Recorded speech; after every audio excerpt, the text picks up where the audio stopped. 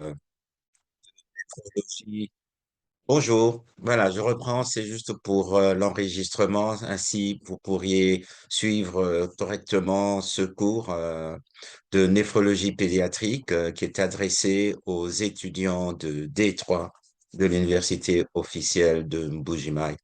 Je vais vous proposer le programme avec les thèmes que j'estime beaucoup plus importants pour notre contexte, entre autres, mais aussi pour votre niveau, hein, d'étudiant de D3 de médecine.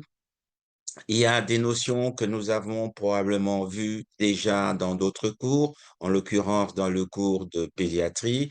Et n'oubliez jamais ce qu'il y a un lien entre les différentes matières que nous donnons, hein. On les fractionne pour des raisons pratiques. C'est pour permettre à la fois aux étudiants et à la fois aussi aux enseignants de donner des cours qui sont sectionnés par chapitre et tout, etc. Mais n'oubliez jamais qu'il s'agit d'un tout un ensemble qui va vous permettre de pouvoir prendre soin des malades et en l'occurrence ici des enfants. Donc, ce n'est pas étonnant si dans le cours de néphrologie, on doit faire un rappel sur des notions d'anatomie, des notions de physiologie, ou encore parfois et je pense que c'est ce que je vais faire, rappel sur certains cours que vous avez déjà eus, en l'occurrence, par exemple, les infections ORL, parce qu'on verra qu'il y a un lien entre les infections ORL que subissent les enfants et d'autres complications à distance qui vont se manifester dans le système uronéphrologique. Alors, voici les principales matières que je compte vous donner, hein. Euh, Puis on verra bien s'il faut rajouter ou être un peu plus bref pour certaines matières. J'ai l'habitude, comme je ne cesse de le répéter, de revenir plusieurs fois sur plusieurs notions, en particulier les notions que j'estime qui sont importantes et fondamentales pour un étudiant de médecine. Et voilà. Alors, je pense que ce qui est important pour vous, c'est d'abord avoir clairement certaines définitions et et la nomenclature. Quand on parle d'une infection urinaire, il faut que vous puissiez comprendre qu'est-ce que c'est une infection urinaire. Ou encore, lorsque nous allons parler des glomérulonéphrites post-infectieuses ou post-streptococciques, etc., pour que vous puissiez comprendre qu'est-ce que c'est. Lorsqu'on parlera de la néphrite ou encore d'un syndrome néphrotique, il faut que cette terminologie puisse signifier pour vous des notions vraiment bien claires. Enfin, c'est des choses que vous avez déjà vues, hein. Mais moi, je vais revenir très rapidement sur certaines notions. Au fur et à mesure que vous allons voir plusieurs matières, on reviendra dessus. Donc, n'hésitez pas aussi de me dire ça, on a déjà vu, on en a déjà assez, on a vu beaucoup de trucs pareils et tout, etc. Et donc là, je demanderai justement aux assistants qui sont dans la salle avec vous de me faire comprendre les choses qui sont déjà vues, mais qui sont peut-être importantes pour la partie pédiatrique. Alors, moi, je vous propose de vous parler des infections urinaires. Les infections urinaires, pourquoi? Parce que vous savez, dans notre expérience en tant que pédiatre, surtout chez les petits enfants âgés de moins de 6 ans, donc les enfants qui ne vont pas encore à l'école, une des causes de consultation, et en particulier chez les petites filles, une des causes de consultation, ce sont les infections urinaires. C'est pour cela qu'on va y attribuer un peu de temps. Et d'ailleurs, parce que j'ai vu que lors du jury, généralement, lorsqu'on pose sur les infections urinaires, les candidats ne connaissent pas beaucoup, alors qu'ils ont eu des cours, hein. Par exemple, lorsqu'on dit, est-ce que vous n'avez jamais vu une tigette urinaire ou une bandelette urinaire, on est surpris de voir combien ne savent même pas comment l'utiliser. Donc, et c'est pour cela que je vais insister sur certains de ces aspects parce que je trouve que c'est essentiel, que c'est important qu'un étudiant qui va devenir médecin puisse maîtriser quand même le chapitre des infections urinaires. que vous avez probablement vu en gynéco, en urologie, vous avez vu peut-être en chirurgie, en médecine interne et tout, etc. Mais moi, je vais revenir dessus avec un regard en particulier concernant les enfants, puisqu'il s'agit de la néphrologie pédiatrique. On parlera des glomérulonéphrite post-infectieuses ou de la glomérulonéphrite post-infectieuse. Bon, je sais que dans ce domaine-là, lorsque vous parlez avec les néphrologues, on va vous donner toute une série de classifications et tout, etc. Je m'y attarderai pas trop parce que je pense que c'est des choses que vous avez peut-être déjà vues avec la napate ou que vous allez revoir plus tard, etc. Mais moi, j'essaierai de m'attarder sur les aspects vraiment pratiques comme je vous l'ai toujours déjà dit, pour moi, les jeunes médecins qui doivent sortir de nos universités doivent avoir de bonnes notions de sémiologie. Et donc, je vais insister sur la façon d'interroger les parents, d'interroger le malade. Je vais insister sur la sémiologie, sur la façon dont vous regardez le malade, qu'est-ce que vous allez relever et la procédure aussi qui va vous amener à aboutir à un diagnostic. Donc, je vais insister sur ça. Quelles sont les démarches diagnostiques que vous allez faire pour pouvoir à la fin conclure qu'il s'agit de telle ou telle infection? Nous aurons donc le temps de revenir sur ces pathologies qui me semblent quand même importantes, même si dans votre pratique, vous allez dire, bon, on n'en voit pas tellement, etc. Non, tout simplement parce qu'on ne le recherche pas, on n'y pense pas, etc. Nous parlerons du syndrome néphrotique, hein, puisque c'est quand même un des éléments importants en néphrologie pédiatrique, hein. On parlera donc de ces enfants qui se réveillent le matin, qui a un œil qui est gonflé, ou bien ce jeune garçon qui dit, Maman, maman, j'ai vu que mes boules, donc c'est-à-dire ses testicules sont gonflés et tout, etc. Ou vous avez un jeune qui a un certain âge, qui ne sait plus porter ses baskets parce que les pieds ont gonflé, ce sont des œdèmes, des membres inférieurs et tout. Et vous, en tant que clinicien, vous devriez savoir discerner ces types d'œdèmes qu'on appelle parfois des œdèmes blancs, des autres formes d'œdèmes parce que ils sont symétriques, ils sont plutôt dans les parties des clives et tout, etc. Mais enfin, ce sont des choses que nous allons voir mais très rapidement, évidemment, puisque vous avez certainement vu une bonne partie de ce que nous allons voir pendant ces 15 heures de cours de néphrologie pédiatrique. Je vous parlerai aussi de l'hématurie ou des hématuries, parce que c'est quand même un symptôme qu'on retrouve fréquemment dans notre milieu, hein. Les parents vont venir vous dire, j'ai vu que ses urines étaient rouges. Puisque vous avez déjà eu le cours d'hématologie, vous avez eu le cours de pédiatrie, certainement qu'en pédiatrie, en hémato, on en parlait de hémoglobinuries, par exemple, qui sont une expression quelque peu au-delà de l'hématurie, l'expression d'une hémolyse massive qui est arrivée dans un contexte déterminé et qui est à la base des couleurs qui ont changé des urines, pardon, qui ont changé de couleur, hein.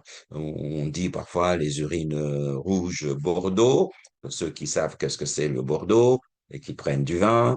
Bien encore, nous qui sommes dans le peuple, qui boivent les boissons inventées par les Américains, on dit des urines Coca-Cola, les mamans disent les urines Mouindou, en Lingala, foncé, etc. Ça, ce sont les hémoglobinuries. Mais les hématuries, en général, ce sont quelqu'un qui vous dit, j'ai fait pipi, j'ai eu du sang dans mon pipi.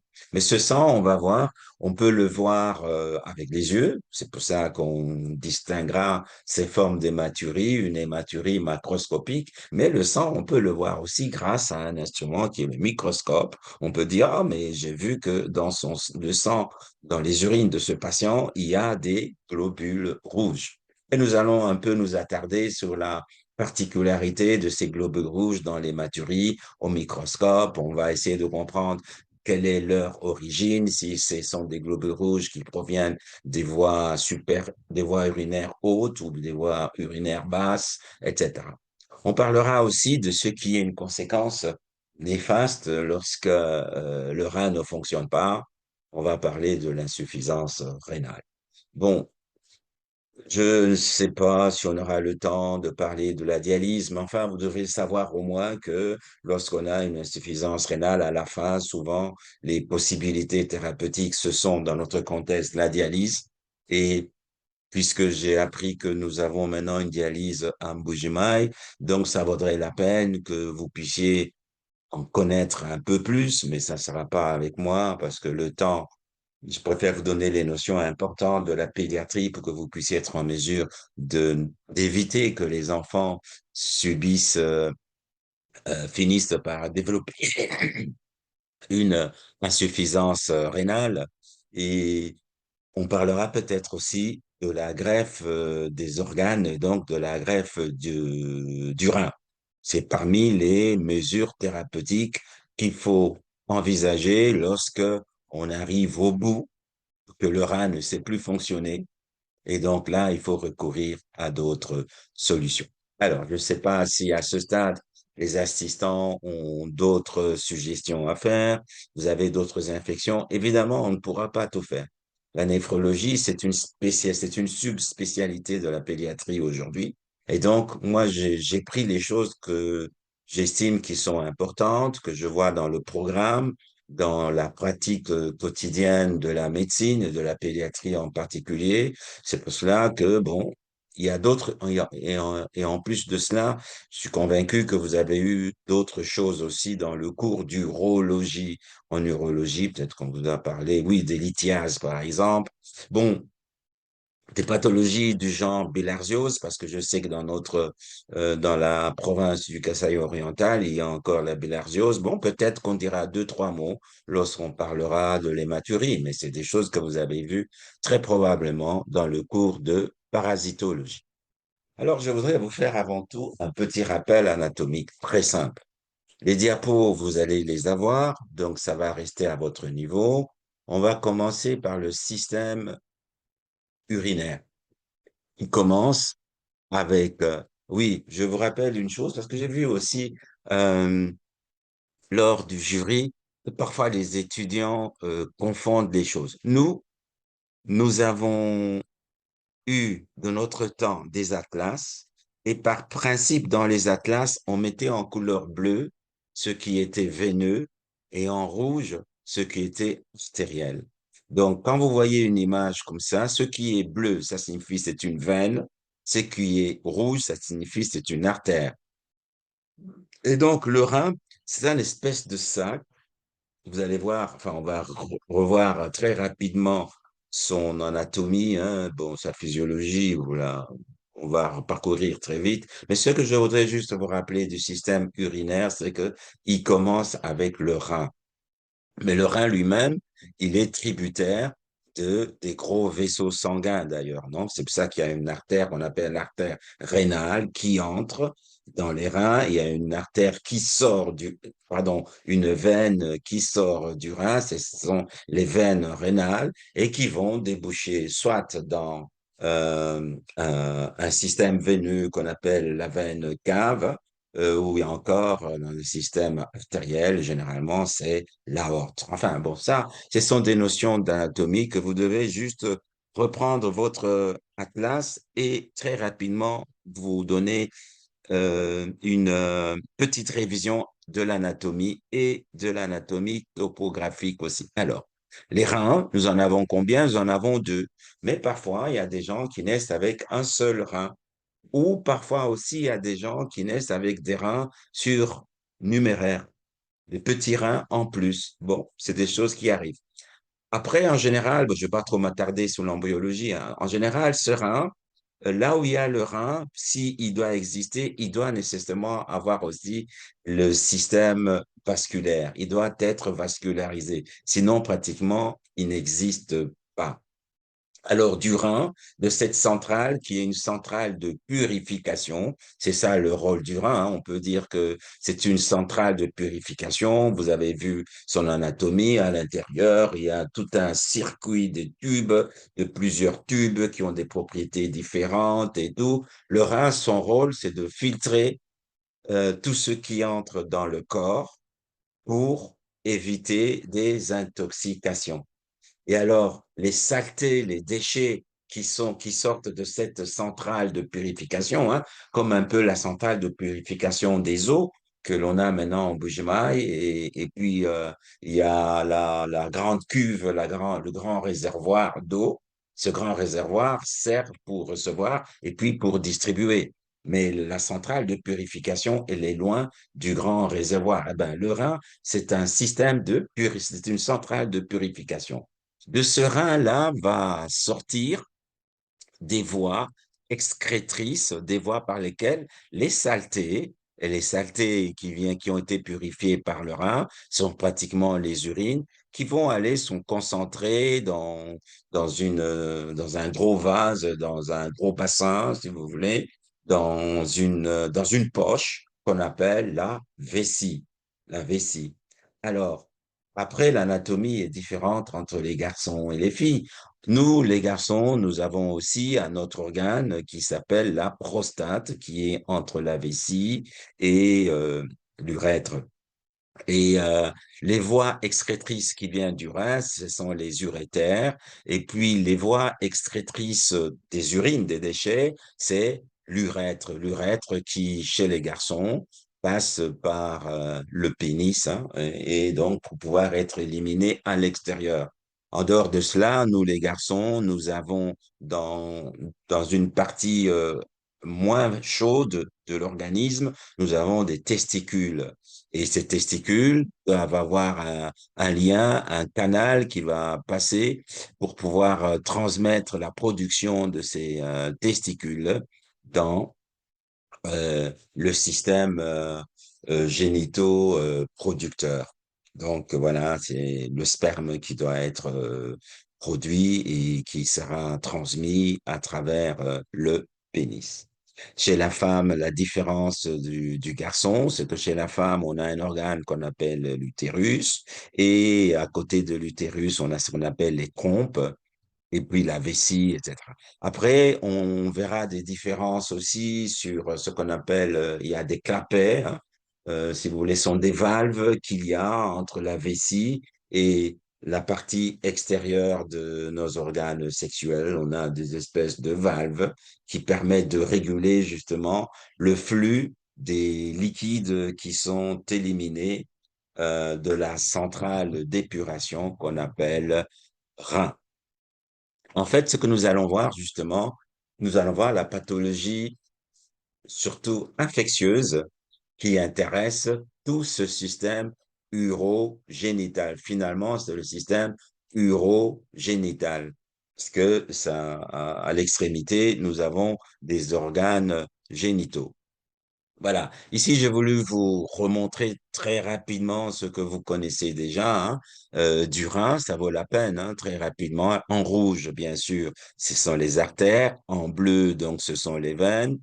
Et alors, ici, ça c'est le rein. Le rein, vous le savez, on distingue une partie, généralement, même à l'échographie, c'est une partie foncée, hein. Oui, parce que l'échographie, c'est un des outils qu'on utilise de plus en plus en néphrologie, en uronéphrologie, pour explorer justement tout ce système urogénital. On a une partie foncée qu'on appelle la partie corticale, hein, et la partie claire qu'on appelle la partie médulaire. Et le liquide, donc le fruit de filtration va être expulsé dans un bassinet qui va passer par les urétères et qui vont descendre jusque dans la vessie, comme nous avons vu dans l'image précédente. C'est ce que vous devez retenir en général. Et puis maintenant, lorsque vous regardez ce système qui sert à filtrer, c'est le système fonctionnel de ce rein, c'est le néphron. Et ce néphron, voilà de quoi est-ce qu'il est constitué, hein. Vous avez une artère qui arrive afférente et qui va former ce qu'on appelle le glomérule. Et ça, c'est un des points des plus importants que les néphrologues vont vous dire quand on va faire la classification des glomérulopathies. C'est vraiment ça, c'est cette partie-ci, la partie fonctionnelle, l'artère efférente, et puis vous vous rappelez ce qu'on appelait les anses de Henle, donc des boucles qui sont font, et puis il y a la partie euh, glomérulaire qui est proximale et l'autre qui est distale. Et puis enfin, le tout va sortir par les voies excrétrices qui vont permettre donc de jeter les déchets dans la cavité qu'on a appelée vessie. Alors, juste pour vous aider, parce que euh, ces diapos seront à votre disposition et puis ce cours, vous aurez la possibilité de le revoir, hein. C'est pour cela que je laisse longtemps les diapos, je parle plusieurs fois pour que les notions puissent être maîtrisées. Alors ici, je vous laisse justement. J'ai mis ça parce que c'était un exercice. À l'examen, je peux juste vous montrer ceci avec les chiffres dessus et je vous dis complétez. C'est quoi ça? Ça va me dire que ça, c'est la partie médulaire, ça, c'est le glomérule, ça, c'est les hans de Henle et tout, etc. Alors, les réponses sont là. Donc, vous pouvez revoir la première partie, c'était l'appareil urinaire que j'avais présenté chez le garçon, chez l'homme. Et puis la deuxième partie, le même appareil urinaire, mais chez la femme, avec des petites nuances. On peut vous demander quelles sont les différences. Vous allez dire qu'il y a l'utérus. N'oubliez pas de parler des trompes, hein, et des ovaires, évidemment, les trompes et les ovaires. Et puis, vous avez la cavité vaginale. Chez le garçon, vous avez le pénis, le prépuce et tout, etc. Le prépuce, c'est aussi important parce que nous allons voir, ça j'ai été étonné au jury, lorsque je pose la question, vous savez qu'est-ce que c'est le phimosis? Très peu de candidats savaient dire qu'est-ce que c'était le phimosis.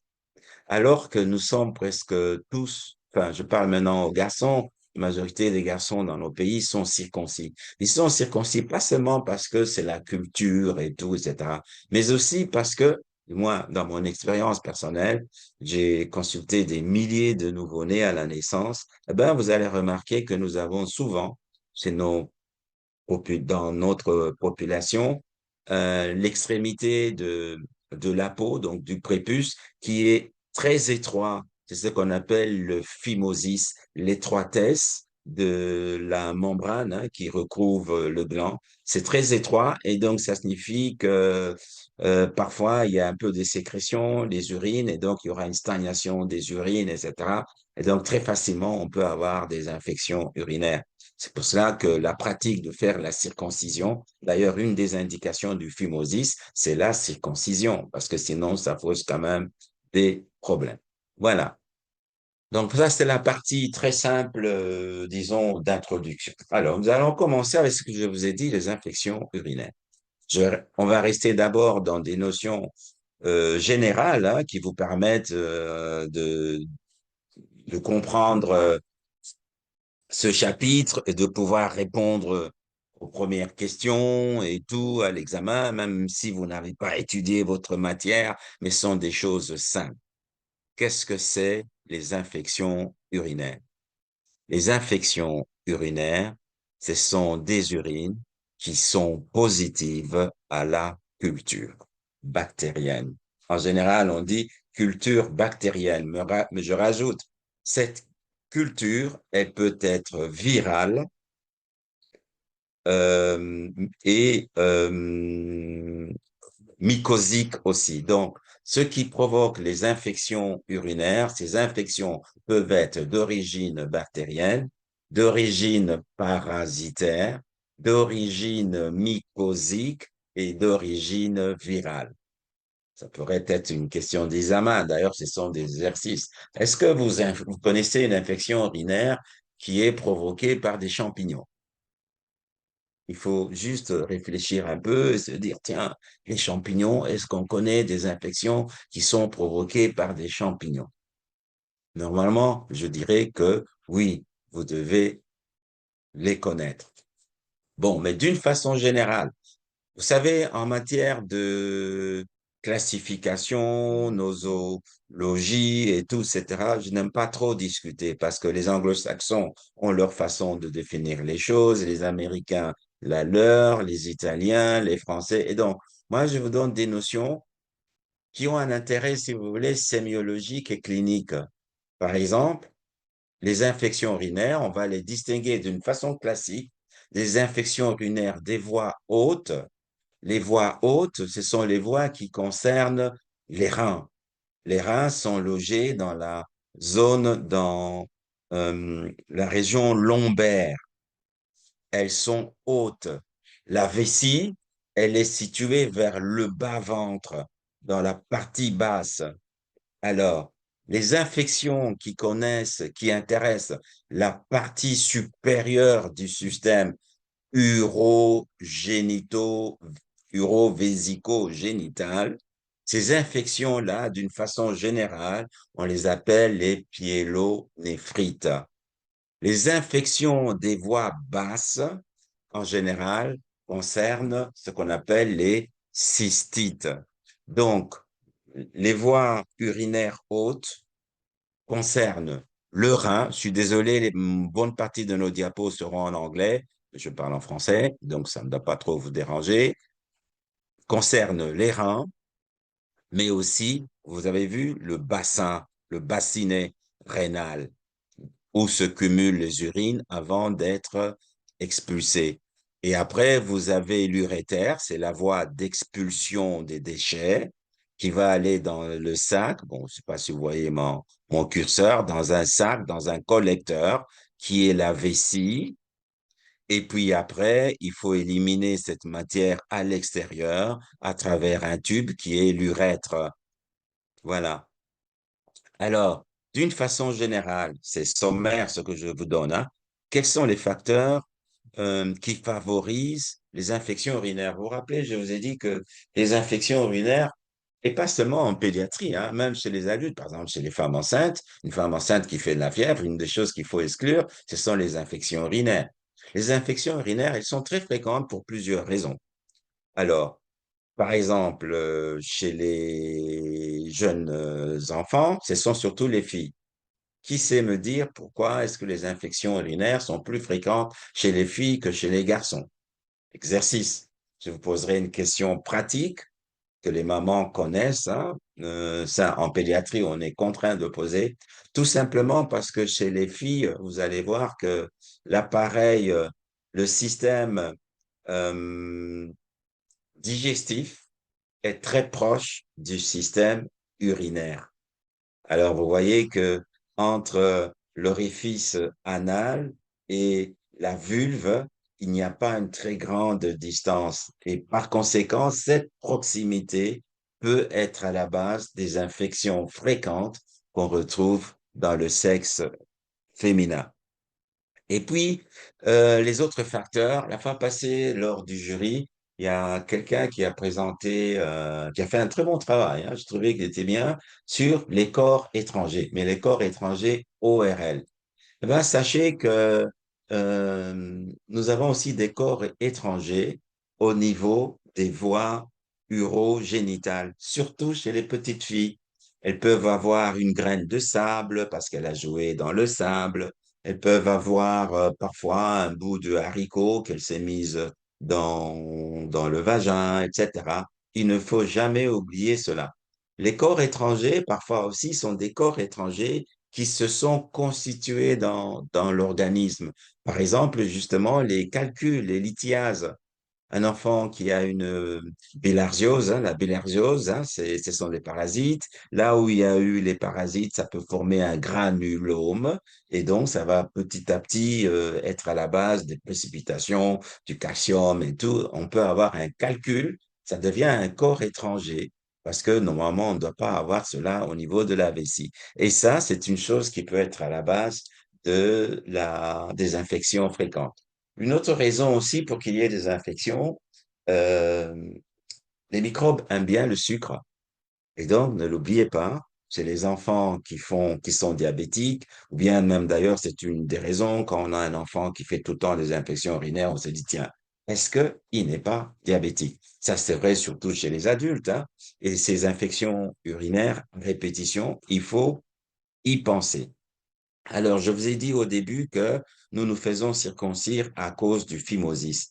Lorsque le flux des déchets donc qu'on doit jeter est ralenti ou rencontre un obstacle, c'est le cas de la présence de phimosis, ou encore parfois c'est derrière l'urètre, on a une valve, une membrane qui peut être la valve postérieure urétrale qui est à la base d'une espèce de barrière et donc les urines vont stagner dans la vessie. La stagnation de l'eau, ça signifie que l'eau n'est pas pure et ça va être responsable de la pullulation des microbes dans les urines. Donc voilà, ça ce sont parmi les causes fréquentes en pédiatrie et chez les personnes jeunes. Bon, il y a d'autres raisons, enfin, mais ça, je vous en parle pas chez les adultes âgés, etc., parce qu'on met des sondes et tout, etc. Bien.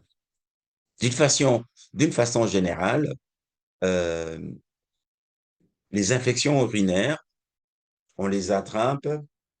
D'ailleurs, dans les classifications, on a appris, en général, on dit, on attrape ces infections urinaires soit par la voie ascendante.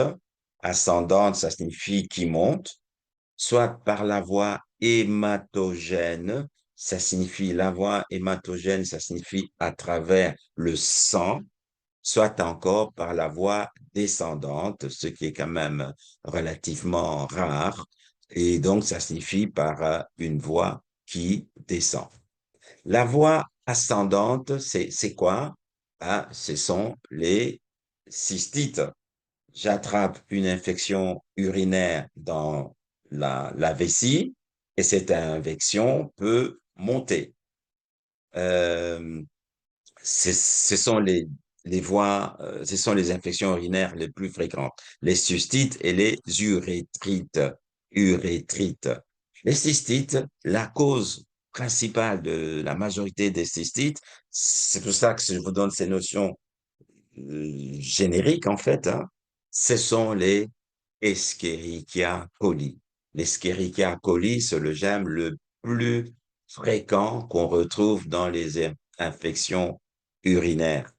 En général, c'est Escherichia coli. Après, il y a plusieurs types d'Escherichia coli, des sous-types d'Escherichia coli. Ça, c'est autre chose. En dehors d'Escherichia coli, on va trouver le protéus et parfois des staphylocoques, parce que le staphylocoque, c'est le germe qu'on a sur la peau. Donc, quand on n'est pas propre, bon, ça, il peut être responsable des infections. Il faut au moins retenir ça. Alors, la flore qu'on appelle vénérienne, parce qu'elle intéresse les organes génitaux, et donc, c'est le chlamydia. Chlamydia, surtout chez les femmes. Et vous savez que le chlamydia, chez nous, on n'en fait pas facilement le diagnostic. Le diagnostic, on peut le faire par PCR. Ce sont les mycoplasmes et c'est le Neisseria. Le Neisseria, lorsque je pose la question à un étudiant, le jury, justement, pour dire comment est-ce qu'on fait une infection, comment est-ce qu'on fait le prélèvement urinaire lorsqu'on a la chaude pisse. La chaude pisse, c'est un synonyme de gonococcie ou gonorrhée, infection au Neisseria gonococcique. Et donc ça, c'est la chaude pisse parce que ça brûle, ça donne une urétrite. On a une inflammation des voies excrétrices des urines et ça brûle. C'est pour ça qu'on l'appelle la chaude pisse. Ces urines-là, il faut les prélever au début de la miction. Pourquoi? Parce que c'est une urétrite. Et l'urétrite, ça signifie qu'il y a du pus dans le canal excréteur des urines. Donc, si vous laissez partir les premières urines, ça signifie que vous avez nettoyé votre lavabo. Et si je prélève alors les urines à moitié ou à la fin, je ne verrai pas les gonocoques. Parce que c'est d'ailleurs une des infections où le diagnostic peut se faire directement sur la lame au microscope. Vous voyez les gonocoques parce qu'ils sont comme des grains de café. Très facile à identifier et typique. Quand vous avez ça, donc ce n'est pas la culture. Déjà, un examen microscopique, vous pouvez vous dire, tiens, chez ce patient, je vais déjà donner les antibiotiques qui conviennent. Les infections par la voie hématogène, donc c'est-à-dire par la voie systémique, ben là, oui, il y a une grande variété de germes. C'est-à-dire, on prend un exemple, je fais une péritonite j'ai du pus dans la cavité, elle est proche du rein, bon, le rein, il est touché, ben, j'aurai une pyélonéphrite, parce que, ou bien encore, lorsque je fais un sepsis, une septicémie, le sepsis, ce sont des microbes qui se reproduisent dans le torrent sanguin, ça signifie qu'ils peuvent aller partout, ben, ils peuvent aller se loger dans les reins et provoquer donc une glomérulonéphrite, une pyélonéphrite, etc. Donc voilà, la voie hématogène, elle est fréquente et là, dans la voie hématogène, on a tous les types de microbes que l'on peut attraper. Enfin, la voie descendante, bon, moi, ce que je retiens, surtout pas la voie descendante, c'est, si vous voulez, c'est plus des infections génitales, c'est le candida. Le candidat donne la candidose. Nous allons voir que quand même, la candidose vaginale, elle est quand même fréquente chez nos petites filles. C'est pour cela que j'ai mis cela dans la matière que nous allons voir. Alors, les infections urinaires vont se développer, ça c'est la physiopathologie, en fonction de la quantité de microbes, la quantité de l'inoculum microbien qui sera à la base. Plus ils sont nombreux et plus l'infection sera beaucoup plus sévère. Ça va dépendre aussi de la virulence du micro-organisme et des capacités de défense de l'hôte. Alors, si vous prenez un enfant qui est prématuré, ça signifie qu'il a une défense réduite. Où est-ce qu'on peut trouver les infections urinaires en pédiatrie? Quels sont les enfants qui sont à risque d'infection urinaire? Ceux qui ont une défense réduite. Donc, les prématurés en néonat autour des infections urinaires, bien sûr, et en particulier chez les prématurés. Après, qui est-ce qu'on peut trouver encore qui a une défense qui s'est réduite? Bon, les enfants qui font des cancers. Ah, mais c'est un enfant qui a une leucémie, etc. Après, je prends les urines. Oh, l'infection urinaire. Oui, parce qu'elle a une défense qui est réduite. Logiquement, les enfants qui ont un déficit de l'immunité, que l'immunité soit tumorale ou l'immunité cellulaire, bah, ils feront facilement aussi des infections urinaires. Voilà. Voici une petite image pour illustrer justement, par exemple, la pathogénie de la cystite, ce que nous venons de voir. Alors, il y a des facteurs qui peuvent influencer la persistance d'une bactériémie et donc les infections qui vont interférer avec la muqueuse de la vessie. Vous savez, dans toutes ces pathologies, c'est un problème de relation entre cellules. Vous vous rappelez, le Covid, on a dit il faut qu'il trouve le récepteur de membrane. C'est la même chose pour le VIH. Il faut qu'il identifie son récepteur, etc. Eh ben oui, c'est la même chose aussi pour tout ce qui concerne les infections. Lorsque le pH de l'urine change, lorsque le flot des urines change, lorsque la fréquence de vidange des urines change, ben, tous ces facteurs-là interviennent et vont contribuer à interférer avec la fréquence ou le fait qu'on va avoir des infections urinaires fréquentes lorsque c'est un terrain inflammatoire.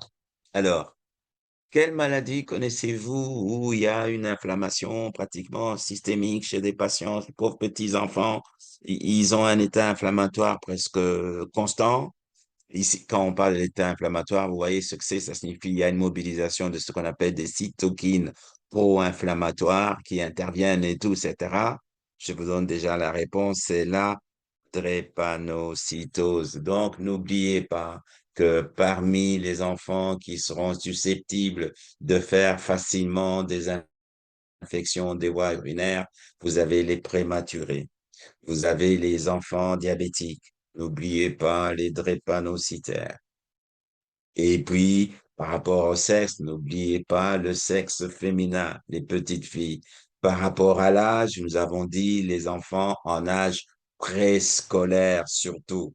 Après, bon, vous savez aussi que ce sont les femmes enceintes qui font plus d'infections urinaires parce que vous avez l'utérus qui va comprimer sur la vessie, qui va interférer avec la valve postérieure et tout, etc. Enfin bon, il y a plein de raisons qui justifient la fréquence élevée de ces infections.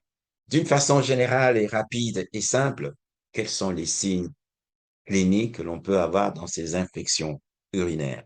On va les distinguer quand les infections sont basses. On avait dit basse, ça signifie dans le bas-ventre. En général, on a un besoin de courir pour aller faire pipi. C'est la petite fille qui dit, maman, pipi, pipi, pipi. Et puis le temps qu'elle court, voup, elle vide. Attention, je suis pas en train de parler de l'énurésie, parce que on a posé la question aux candidats au jury, l'énurésie, il y a certains qui ne savaient pas ce que c'était.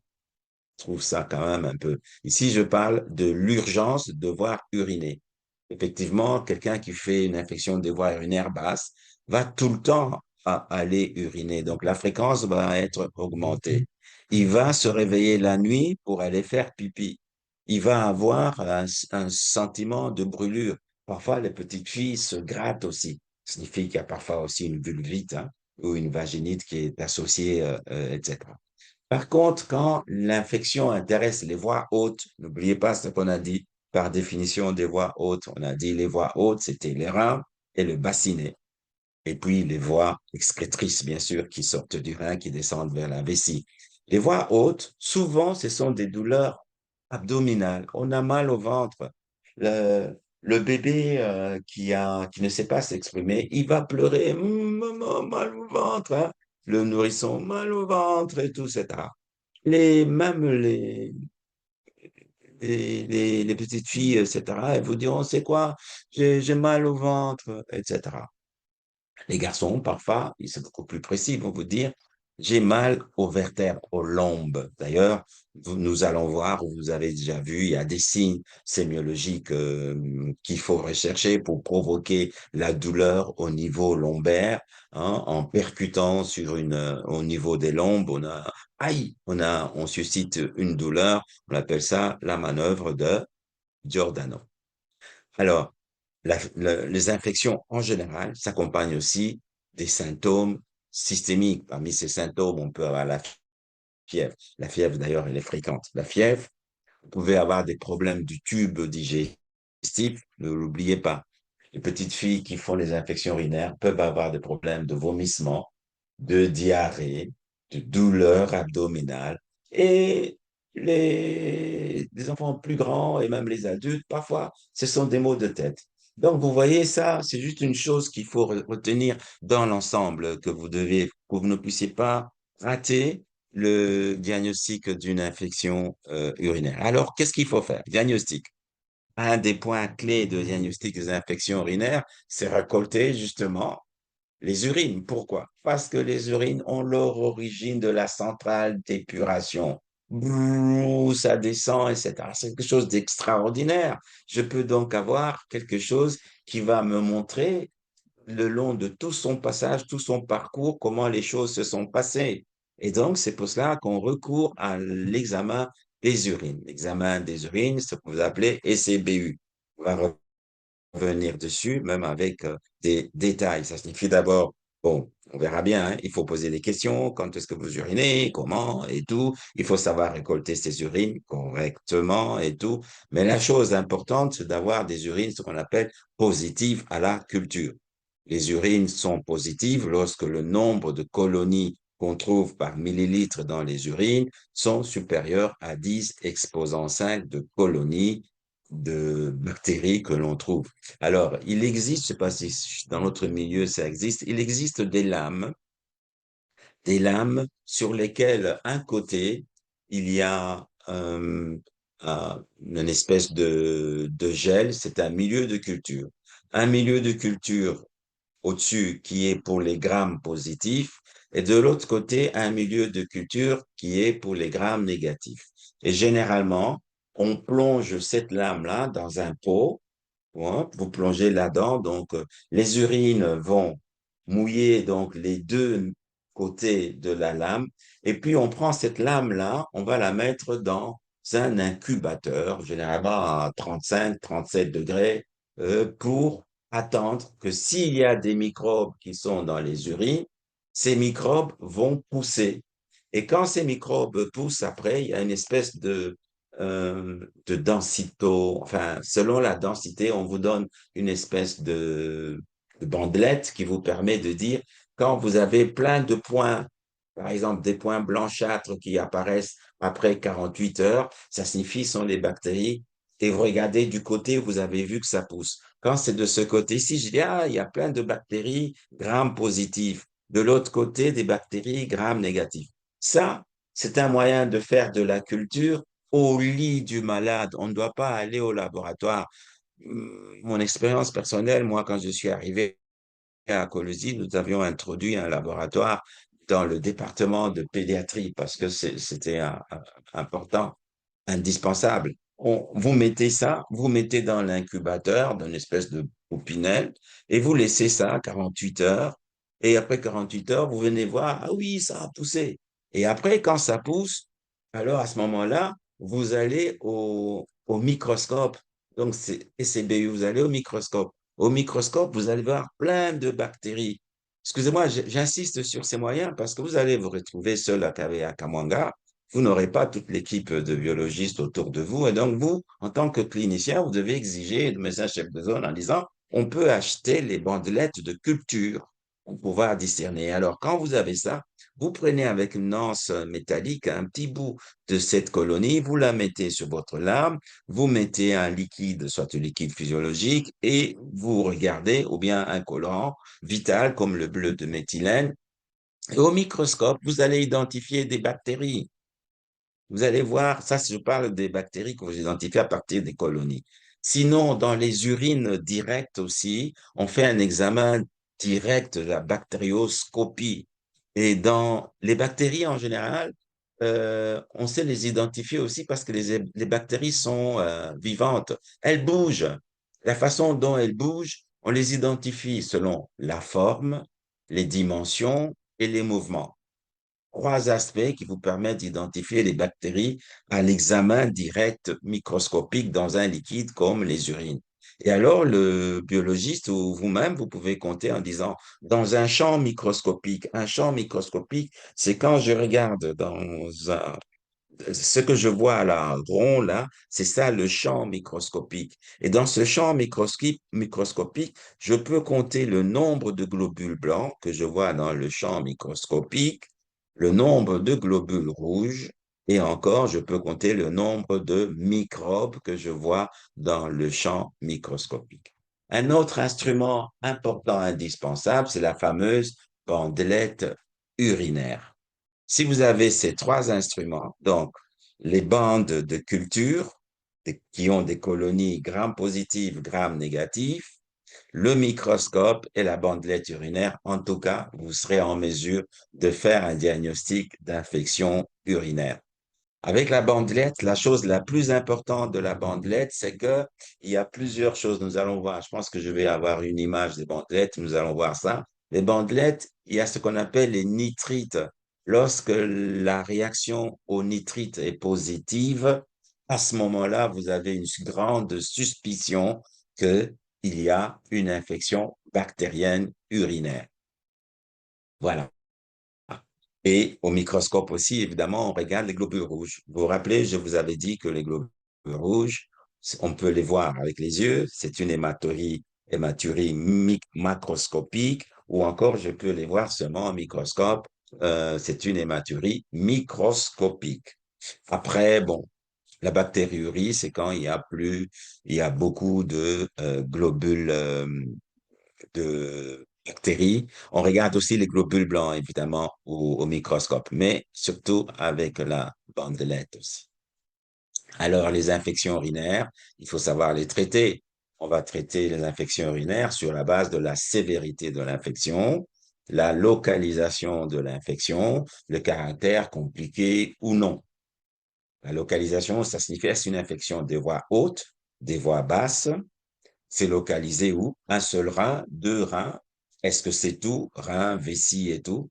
Est-ce qu'il y a des facteurs qui contribuent à la complication, aux complications. Oui, par exemple, les calculs. Oui, un autre facteur, c'est le diabète, donc beaucoup de sucre, etc. Tous ces éléments, on en tient compte aussi justement quand on veut faire dresser le traitement des infections urinaires.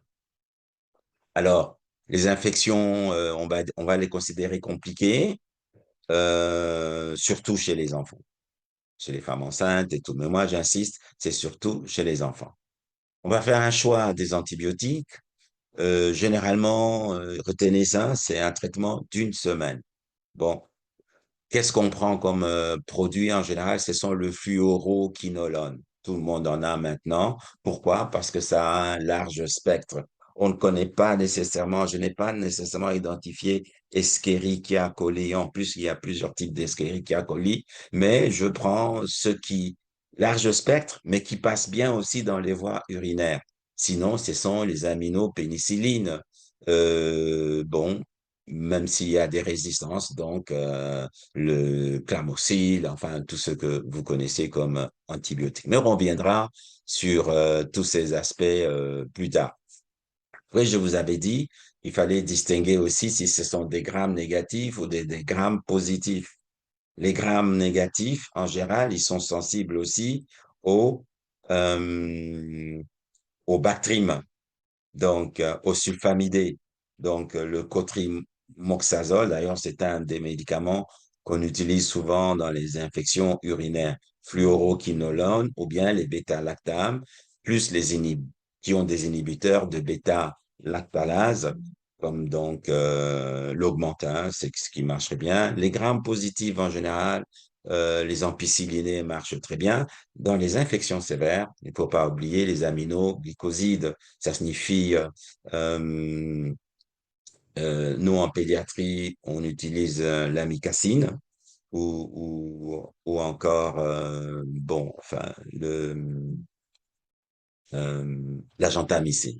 Donc, ce sont les produits qu'on utilise généralement aussi pour les infections sévères. Les céphalosporines à large spectre, bien sûr, mais ça coûte quand même cher. Alors, les infections urinaires en général, lorsqu'elles ne sont pas sévères, on les soigne en ambulatoire. C'est un traitement d'une semaine, de 7 jours, comme je n'ai pas manqué de vous le rappeler. Voilà. Mais sinon, quand c'est compliqué, surtout quand c'est une pyélonéphrite, là, il faut hospitaliser le patient. Voilà. On s'arrête ici avec ce rappel d'anatomie que nous avons vu tantôt, hein. Vous pouvez revoir. Donc voilà, c'est juste pour vous permettre de pouvoir vous ressourcer de nouveau. Nous allons nous arrêter ici. On va faire une première pause, hein, et puis je vais revenir de nouveau sur les infections urinaires. Et maintenant, nous allons les aborder avec un peu plus de détails. Et si vous avez des questions, n'hésitez pas de les mettre dans le chat ou de me les envoyer à travers les assistants, en particulier à travers le docteur Ngeleka. J'espère que cette fois-ci, le son est bon. N'hésitez pas à me donner vos avis sur cette première partie du cours.